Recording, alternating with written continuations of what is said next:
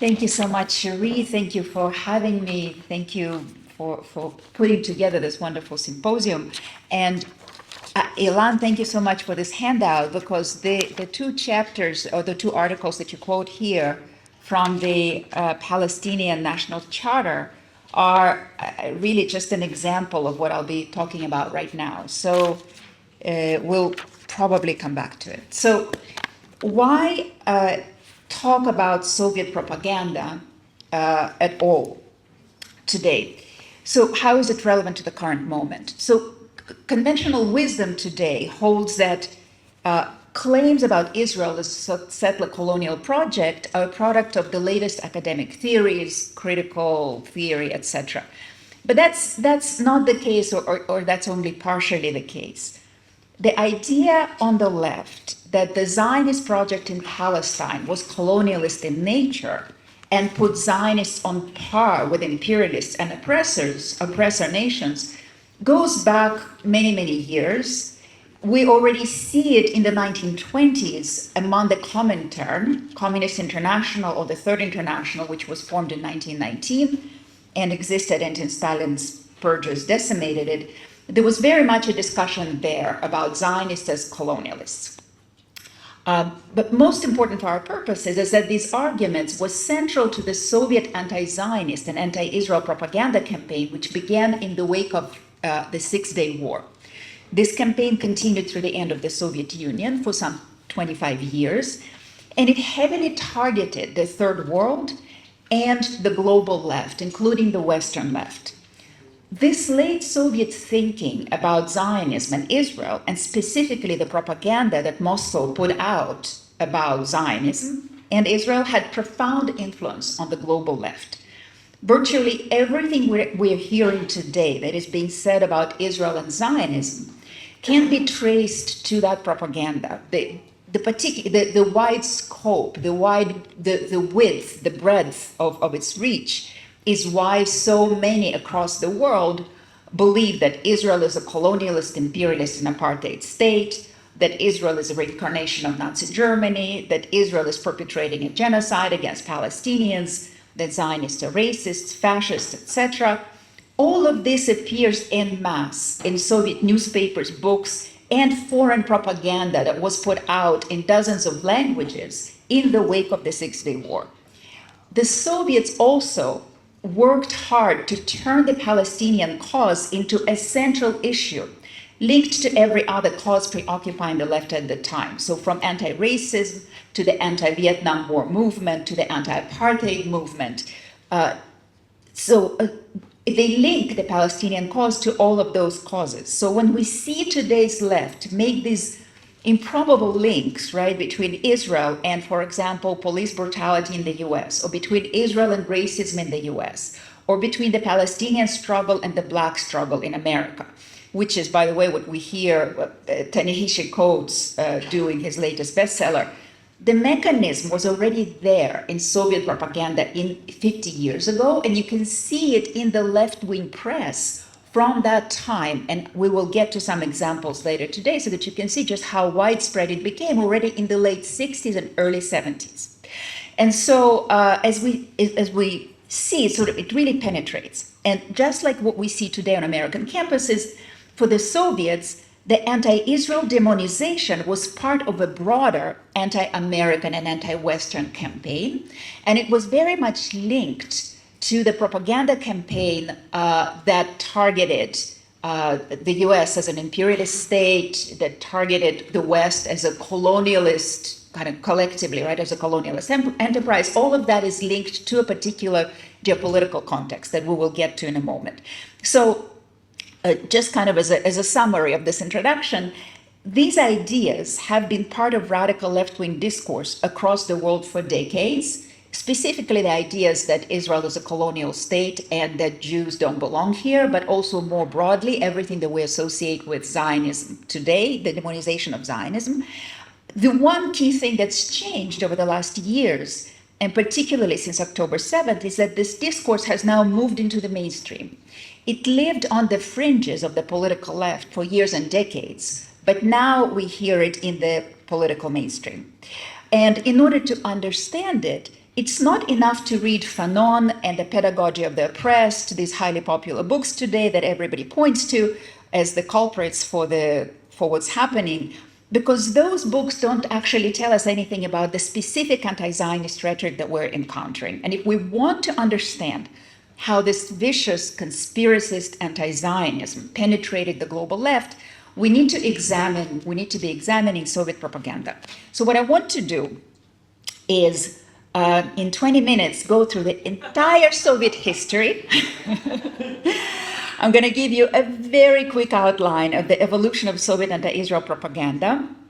I will talk about how it relates to broader Soviet geopolitical interests and to what was going on in the world when they were being developed.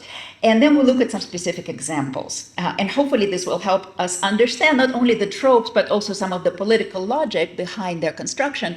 And if you're not an expert in Soviet history, I'll be moving quickly. Just if something doesn't, just ignore if something doesn't quite connect. We can talk about it later. But I really have to move quickly. Okay, so the first thing to know is that the Soviets, the communists, the Bolsheviks were anti-Zionist from the very beginning. So as early as 1913, Stalin wrote a paper called Marxism and the National Question, where he laid out his and Lenin's views on why Jews are not a people, why Zionists are wrong to claim that Jews are a people. And he uses a Marxist framework, a Marxist definition of a nation. And according to that nation, he concludes that Zionists are wrong because Jews don't have a shared territory, they don't engage in shared economic activity, they don't have a shared national culture, they don't even have a shared language, which in 1913 was all basically true. And so this is a theoretical argument the Bolsheviks use in their fight with Zionists. So their fight with Zionists is multi-dimensional. So there are these theoretical fights, but there are also pragmatic, practical considerations. Lenin is very worried that the Zionists are competing for the loyalties and interests of the Jewish people of the Russian Empire, and he doesn't like it. He needs the Jews. The Jews are the most oppressed people of the Russian Empire, period, and he really needs them for the revolution. And so that's part of the reason behind the disagreements with Zionists. Of course, Zionists are also nationalists, and the Bolsheviks are internationalists. I think these things are important to understand because the undercurrents of these ideas are still flowing through the left. So when the left talks about, it's actually in fact very natural for the far left. If you go back to the roots, to be against Zionists. They go back to their original traditions. Now, the global left's views also changed and ebbed and flowed, but this is where it goes back to. Okay, so this is kind of the beginning, right? But Soviet views on Zionism changed and evolved over time. So when you look at this early period, Lenin and Stalin are against Zionism, but they have sort of a theoretical foundation. They're being kind of vaguely logical, you could say, and they actually view Zionism realistically, more or less, for what it is. They view it as a national movement that arose as a result, kind of as a response to growing anti-Semitism, etc., etc. They're not thinking conspirologically, not at this stage. Now, this begins to change as Stalin gains power, and by the time his anti-Semitic campaigns, post-war anti-Semitic campaigns happen, so you have the Ruthless Cosmopolitan campaign, you have the annihilation of the Soviet Jewish Anti-Fascist Committee, you have the Doctor's Plot, there's the Slansky trial. By that point, Stalin is thinking about Jews in the purely conspirological terms, and the anti-Zionist themes are already there. And they're very much, they're starting to sound like an evocation of the Protocols of the Elders of Zion, except they replace the word Jews with the word Zionists. So at that point, they already view Zionism or Zionists as plotting against the Soviet Union, against communism, against socialism, and of course against Soviet leadership and Comrade Stalin himself. So Zionism starts to get pegged as kind of this universal evil, that it's the root of all the problems that socialism faces, okay? So the demonization already begins. Zionism is being linked with imperialism, with Western powers.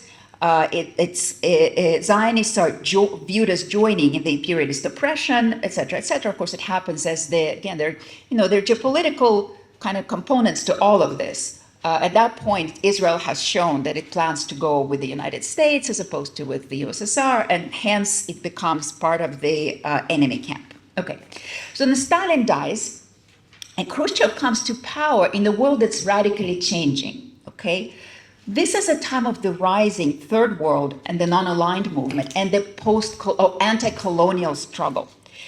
And Khrushchev and the KGB stumble upon the realization that this vast new territory that's now opening up, right, that where new countries are being formed, it's a massive opportunity for the USSR.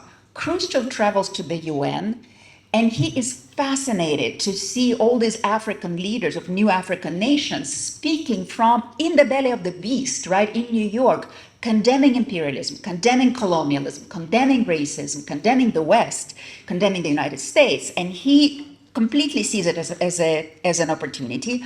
The KGB adopts a strategy which postulates that the third world is going to become a platform for the USSR to defeat the imperialist world, to defeat the Soviet main enemy, the United States.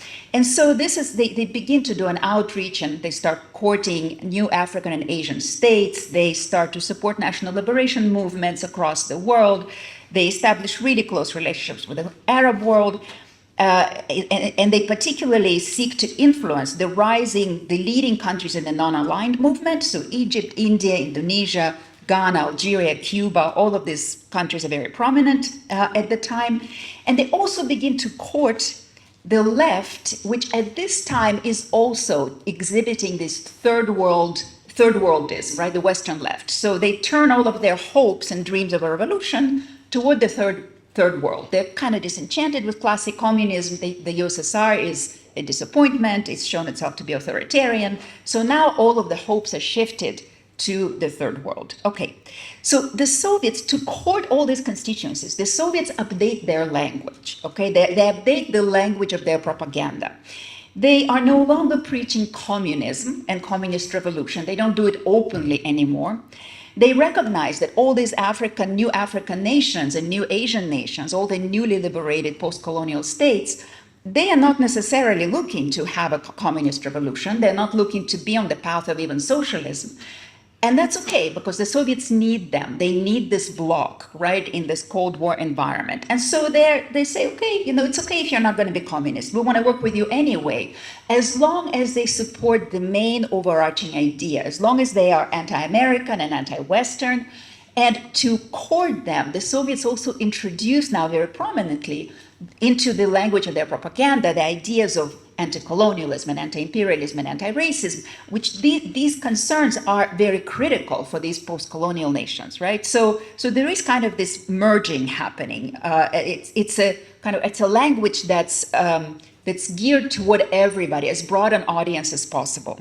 And they begin to bring these constituencies together. There are just countless meetings and conferences and fairs and youth festivals where the American New Left and British New Left and the members of the Black Power movement and the PLO and the ANC and the Che Guevaras of this world can all meet together and kind of imbibe this new language. And at this point, this is when the language of Soviet propaganda really becomes kind of a measure of belonging, okay? A measure, like any self-respecting leftist at that time basically has to be affirming that they're anti-colonialist, anti-imperialist, pro-national liberation. And then, and I just want to say that also why is this is relevant, because this is, a lot of the people that are still active today in the anti-Israel movement, they all came out of that ecosystem that the Soviets helped to build. So this is where Angela Davis meets Yasser Arafat. She meets him at some youth festival that the Soviets organized in the GDR. This is where the British anti-apartheid activists meet the PLO and adopt the Palestinian cause, which they view as equal to the anti-apartheid cause. Okay, and these British leftists included some of the people who then became Jeremy Corbyn's closest comrades and future political advisors, people like George Galloway and Ken Livingstone. Okay, so here's this ecosystem is created by the 1960s. It's there. The Soviets work with it. They facilitate the interactions within it. And then comes the Six-Day War. And the Six-Day War is really a turning point in the Soviet approach to Israel and Zionism in many ways. Why is that? Because for the Soviets, the defeat of their Arab allies by the tiny Israel was a real shock. It created a real political crisis in Moscow. They don't understand how it happened. They believe, they suspect that, bigger forces were at play. And another thing that happens is that at home, and we're going to hear from Natan Sharansky later today, but at home, the refusnik movement begins. This is a movement of Soviet Jews for their right to be Jews and for the right to emigrate to Israel. And they're called refusniks because they refused to emigrate. And the whole movement begins. And the Soviets are really worried. They believe that they're directed from outside. And of course, from the outside, there is a movement in support of the refuseniks. So they connect all these dots, right? And Soviet political culture was very paranoid anyway. And this is only 15 years after Stalin's death. So they connect all the dots, and they really believe that there is a Zionist conspiracy operating against the Soviet Union globally, and also inside the country. And so they begin to, they put in place a massive propaganda, like a massive apparatus that they merge into their, into the existing apparatus to propagate the ideas of Zionism as the evil force that is against everything good in the world. So they use, they already have connections in dozens of countries. They're putting out propaganda in dozens of languages. They are using their embassies, urging them to work on the diplomatic level with local politicians. They're organizing all these conferences where they already have the ecosystem, and so they infuse the anti-Zionist ideas into it. And remember, what is one of the biggest concerns of the time?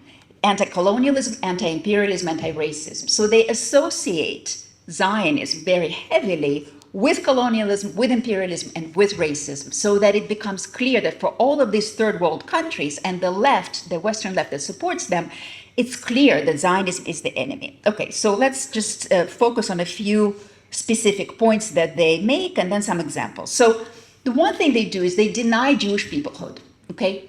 Why do they do it? Remember, Stalin already did it, it's not new, but now they do it with a new force.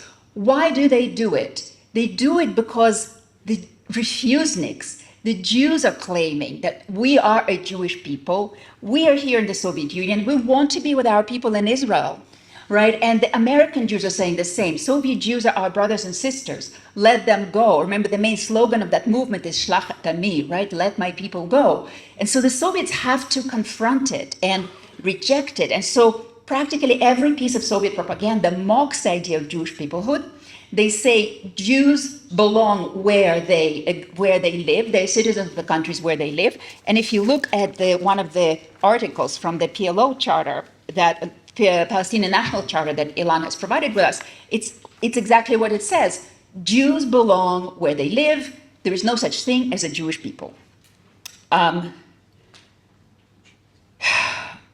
of course, so they do it in order to dissuade Soviet Jews from wanting to emigrate. They do it in order to put the brakes on the international movement in support of Soviet Jews.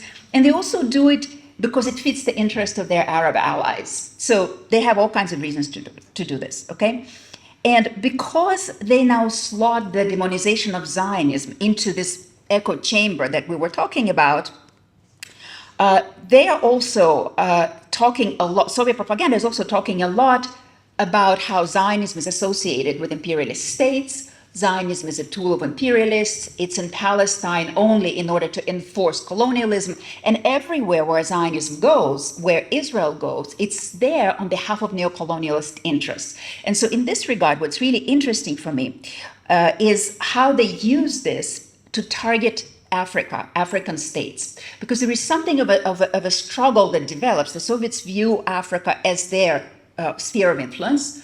And when Israel reached out to African states to work with them, right, to build relationships, the Soviets came in. They view this as an infringement of their territory, and so they begin to talk about how Israel is there on behalf of colonialists and imperialists, etc. So let me give you a couple of examples. And by the way, the Soviets really heavily used scholars from the Academy of Sciences. That was another way in which they developed this propaganda to kind of give it heft and make it look scientific. So I'll give you a few examples from a magazine called the African Communist. So this was an organ of the South African Communist Party. By extension, it was also essentially an organ of the ANC, because the ANC and the South African Communist Party were very closely intertwined. Both were financed by the USSR. The magazine was financed by the USSR. So we know that whatever they say, they're reflecting the Soviet views, right? The Soviets gave them topics and sometimes even entire articles to publish. So, for example, African Communist 1968, the fourth quarter, there's an article that creates an association between imperialists, Zionists, and South African fascists. So already we see the link, right, between Zionists and imperialists and South African, basically South African apartheid. It talks about how the Zionist ideology and Zionist movement, which dominate the state of Israel, are the reflection and expression of the reactionary politics of the Jewish bourgeoisie and its collaboration with imperialism against the Arab peoples and their anti-imperialist fight. So there is a positioning, right? Here the Arabs are anti-imperialist, anti-colonialist, and Zionists are the opposite of that, right? They are understood to be on the side of colonialists. The same article talks about Zionism as serving as a tool of imperialism in the global struggle against socialism. In Asia, Africa, and Latin America, this is a direct quote, Zionism assists the neocolonialist activities of the US, West Germany, Britain, and other imperialist states. In another article in the same issue, the struggle of the Communist Party and the people of South Africa is inseparable from those other struggles for national liberation and social advance all over Africa, and with the Arab countries which fight in Israel, an enemy by nature, imperialist, colonialist, and racialist, which is Zionism, okay? So for African audiences in particular, Soviet propaganda is presenting Israel as a country that pursues colonialist interests in Africa, and therefore African countries should not work with Israel. I'll give you another example from 1974, also African communist. The Israeli occupation of the Arab territories seized in the June War and the policy of annexation expressed in the establishment of colonial settlement there are liable to accelerate the estrangement between Israel and Africa. The fight against imperialism, neocolonialism, and local reaction is growing and becoming dominant. Israel's close collusion with US imperialism, with the racialist regime of South Africa and Rhodesia, arouses the indignation of the peoples of Africa.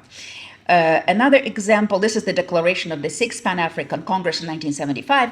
And this is important because the Pan-African movement very much influenced the activists in the Black Power movement. So some of the really prominent figures, such as Stokely Carmichael, Malcolm X, were very much influenced by that movement, interacted with its leaders closely. And today's Black intelligentsia, including Ta-Nehisi Coates, I speak about him because he's very much on the news, with his best-selling book, where he talks about Israel. They are all influenced by that movement. So in 1975, this movement says that it affirms the struggle of the Pan-African movement for national liberation in Africa and elsewhere in the Third World against racial discrimination in Africa and the Americas and elsewhere, and against colonialism, Zionism, neocolonialism, and imperialism. So the Pan-African movement views Zionism as its enemy because it's associated with colonialism and neocolonialism and imperialism. It says the Pan-Africanist movement must consider the most radical methods of putting an end to foreign domination, liquidate the foundation of imperialism, colonialism, neocolonialism, apartheid, and Zionism. Must consider the most radical methods to annihilate all of these evils and Zionism, right? I mean, this is some really radical language. And again, it's not left back in 1975, right? It very much correlates with what we're hearing today. So these are just some of the examples. Another example I have here is from the Soviet Military Review, which was a Soviet military publication. This is just to show you that the Soviets really split their propaganda and adjusted the propaganda not only based on the geographic territories, but also on the segments of the population that they targeted. So the Soviet Military Review, they made sure that the military also understood that Zionism was this great evil. They published it in several foreign languages. So there are, for example, in 1971, There are headlines such as Israel's neocolonialist designs in Africa. This is in the English, and I'm sure in all other editions. Another headline, Israel, a shock detachment of imperialism and Zionism. So again, the same language about associating Zionism with imperialism and neocolonialism, refers to Israel as the Trojan horse of the imperialists from Tel Aviv. Quote, the independent countries of Africa know from their own experience that though Israel pretends to be a friend of the Africans, it is in effect a most dangerous imperialist plunderer, etc., etc. And I have another example here, which I will just mention very briefly. It's from the Political Affairs, which was the theoretical journal of CPUSA, the Communist Party of the United States, which received millions and millions of dollars in Soviet subsidies. The author of this article, which came out in 1971, his name is Hyman Loomer, and he interests me very much. He was a very senior functionary in the American Communist Party. Of course, Angela Davis was also a very senior functionary later on, right, in the American Communist Party, which also helps to explain her stance on Zionism. She's very active. She's a star in the anti-Israel movement, remains to be one. But Loomer, we know from some Soviet memos that were declassified, that Loomer actually visited Moscow in around 1971-72 with a request. He turned to his, what do you call it in English? Like the people at the top of the Soviet communist establishment that were oversaw. What was that? That oversaw all of the communist parties. Okay, so he turns to them and says, I'm coming to Moscow for an anti-Trotskyist symposium, but I want to also meet with you to discuss my upcoming project. I want to write a book about Zionism and why it's dangerous. And would you give me some materials to write this book? And would you organize some meetings for me so that I can write the book, the right way? And they, of course, say, yes, of course. He has all the meetings, he gets all the materials, he comes back, he writes the book. The book is now available it's in a scanned form, I think on Marxist.com or something like that. There is a site like that. So it's easily available. But moreover, last year, in November of 2023, a month after October 7th, one leftist site took that book and serialized it, published it in a kind of an excerpted form, serialized form, addressing it to contemporary reader. So what you have, of course, they don't say that Loomer, this is direct Soviet propaganda, right? Direct, it's not even derivatives. Direct Soviet propaganda that comes from the KGB that is being fed to today's generation. So here's just one paragraph. The Zionist movement is not a national liberation movement, as it does not set itself the aim of liberating any people or country from foreign rule. It is a reactionary political movement of the Jewish bourgeoisie. It collaborates with the colonial powers against the anti-imperialist national liberation movements in the Middle East and in other regions. And again, if you want to look for another example, I don't know who wrote the Palestinian National Charter.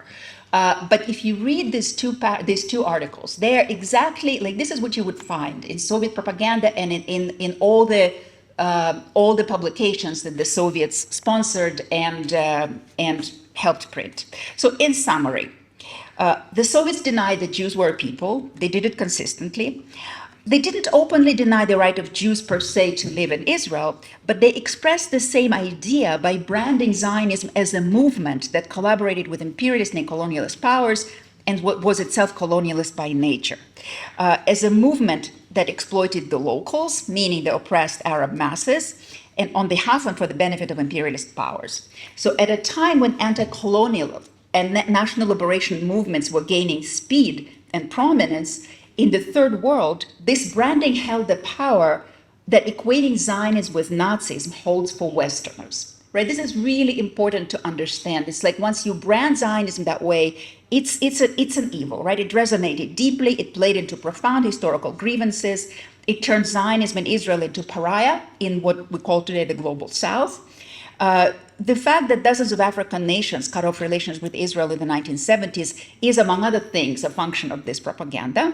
And when you look at some of the leaders today who are leading the anti-Israel charge globally, from the ANC in South Africa to Antonio Gutierrez at the UN, to the Corbynistas, many of them came out of that milieu that was where this language and these ideas were a given. For them, demonization of Israel became normalized in the 70s and 80s, and which is one of the reasons why this old rhetoric continues to show up today. So thank you.